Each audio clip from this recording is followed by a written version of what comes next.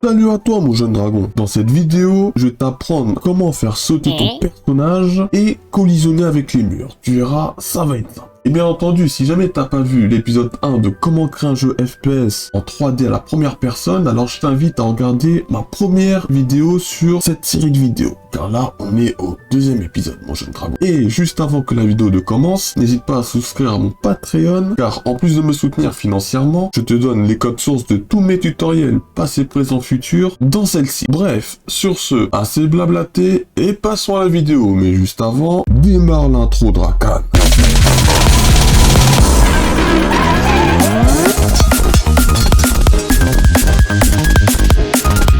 Merci pour l'intro Dracan. Alors, on va commencer par faire sauter le personnage. Pour ça, on va aller dans l'objet de la caméra et on va créer deux variables d'objet qui sera liées à l'objet caméra. La première, ce sera isJump, une variable booléenne qui sera à faux par défaut. Et la deuxième, ce sera vz, pour dire vélocité z, qui sera une valeur numérique auquel on va le mettre à 0 par défaut. Car oui, pour ceux qui n'auraient pas encore marqué, la vélocité z sur GDevelop permet, on va dire, la profondeur de la 3D. Bon, une fois que ces deux variables d'objet est ajouté, on va aller dans le groupe d'événements Move Hero et on va se mettre un petit commentaire Jump, histoire de trier. Ensuite, dans Jump, on va créer une condition et on va mettre que si la touche Space est appuyée et que la valeur booléenne de l'objet caméra isJump est égale à faux, donc si il ne saute pas, alors on va mettre que la valeur booléenne isJump est égale à vrai et on va changer la variable vz, qui veut dire vélocité z, à 2000. En tout cas, c'est la valeur la plus sûre. J'ai testé 10 000, 5000, tout ça. Et la meilleure valeur, c'est 2000. Si tu mets plus, il va sauter dans les airs. Et si tu mets moins, il va sauter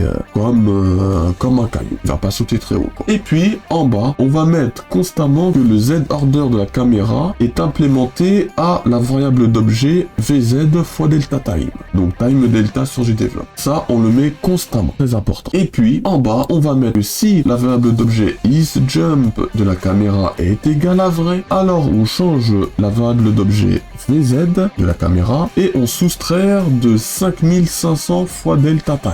Pareil, 5500 est la valeur sûre, du moins pour moi. Puis on va créer une sous-condition et on va mettre que si le Z-order de la caméra est inférieur à 50, car la position de base c'est 50, alors on va mettre que la variable booléenne de l'objet isJump est égale à faux et que la variable d'objet vz de la caméra est égale automatiquement à 0, c'est-à-dire que la gravité est désactivée, il n'y a plus de gravité. Et troisième ligne, on va mettre que Z-order de la caméra est égal à 50, ce qui donne un atterrissage exceptionnel. Oh oui, exceptionnel, j'ai dit. Puis, autour des collisions, car comme tu peux le voir, le personnage peut traverser les arbres, les murs, tout ça, mais normal, comme si c'était un fantôme, le coco. Et pour ça, on va y remédier. On va créer un groupe d'événements qu'on va l'appeler Collide, et juste avant de continuer le code, on va aller dans la scène du jeu, on va aller dans le groupe d'objets, et on va créer un groupe d'objets. On va l'appeler groupe _collide. Pourquoi créer un groupe d'objets, me diras-tu? Ce à quoi je te dirais que c'est logique, mon jeune dragon. Étant donné qu'il y a beaucoup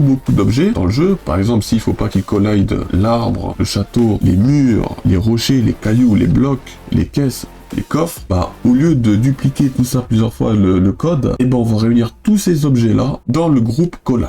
Comme ça, au moins, ça va permettre de mettre une seule ligne de code, ce qui permettra de gagner du temps. Car tu te doutes bien que plus le projet de ton jeu il est gros, énorme, plus il y a d'éléments auxquels le joueur devra collisionner. Donc, très important de faire ceci. Et une fois que c'est fait, dans la condition, on va mettre que si groupe Collide est en collision avec la caméra, alors on va prendre l'action séparer deux objets et on va tout simplement mettre que l'objet caméra et le groupe d'objets groupe Collide se séparent. En gros, que l'un ne traverse pas l'autre, tout simplement. Et c'est fini pour le deuxième jour du tutoriel. C'est maintenant l'heure de la conclusion. Bon, comme tu peux le voir, ce tutoriel est assez rapide comparé au premier jour. Dans le jour 3, on va commencer à ajouter les armes, tout ça. Les armes, les tirs, comment tirer les balles, tout ça, les suppressions de balles, etc., etc. Donc ça va être intéressant. Bref, sur ce, si la vidéo t'a plu, n'hésite pas à lâcher ton plus gros like, t'abonner pour ne rien rater de mes futures vidéos. Sur ce, je te dis, prends soin de toi et... outro.